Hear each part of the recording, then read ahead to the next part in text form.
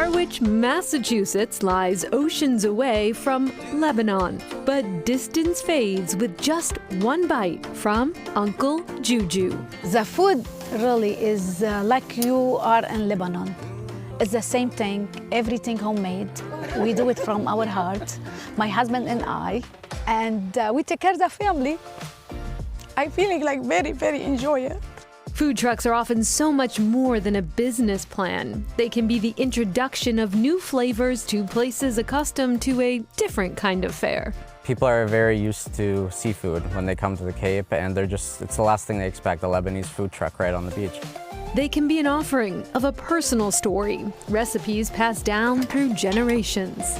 Chicken shawarma, beef shawarma, or falafel. That's either in sandwiches or for people who are gluten-free, we add it in bowls. We also do hummus bowls. And we do biscuit au chocolat. Oh, that is so chocolate tea biscuits with cocoa powder. They love it.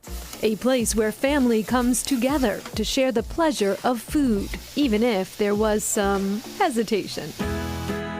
When Charbel Masahad, a mechanical engineer, and his sister Miriam, a biomedical engineer, purchased this trailer in 2020, well, Mom was not impressed. It was an impulse buy. We didn't really know what we wanted to do with it, but we just rolled it into the driveway. I said, oh my God, this looks terrible. I don't want this one.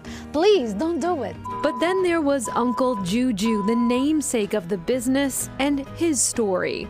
Every summer when we were kids, our parents would send us to Lebanon to go spend the summer with him, but he unfortunately is paralyzed.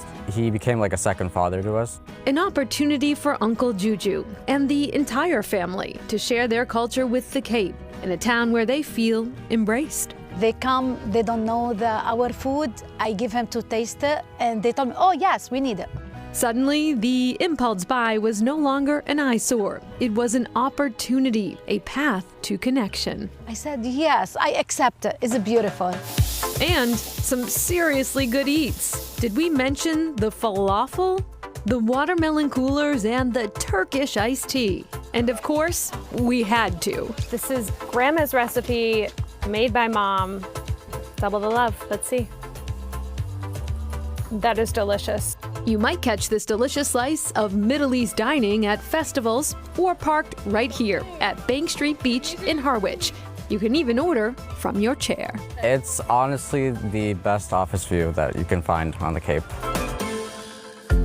Speaking of new flavors, you can't miss it, the pink flamingo or the aroma of Haitian flavors as you pass by Gourmet Creole. Founder Nathalie Lacour grew up in Miami in her family's restaurant. She was a single mom who moved to Boston for a fresh start, but longed for her old life. When COVID happened, like everyone else, I questioned my life. And when was the last time I was truly happy? So I was like, let's just open a food truck. Opening the first Haitian food truck in the city of Boston came with some hurdles. This is a 24-foot truck. I don't usually drive something like this. Learning I can't go on Storrow Drive with the truck. Uh-oh! We're glad you learned that lesson without getting on the news. Then it was time to fire up the grills. All of these amazing things that are cooked down and then like cooked in like Haitian spices. Though Boston has a sizable and vibrant Haitian community, she didn't start there. I made sure I put myself in community that wasn't, you know, Caribbean or Haitian based. That pathway led to people having conversations with their employees or their co-workers just because they just had a plate, saying, I tried this from your country, it was so good.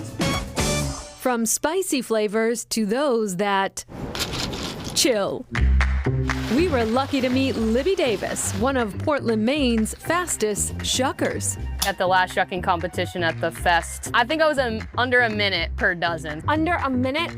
I'd be lucky to do one in under a minute. A skill that comes in handy as owner of Lady Shuckers. About 7 years ago, I had just gotten back from 3 years service in the Peace Corps. I have a biology background. I got a job working at a raw bar. One could say it was love at first slurp. Oysters overlap this really cool sweet spot of human health and environmental health.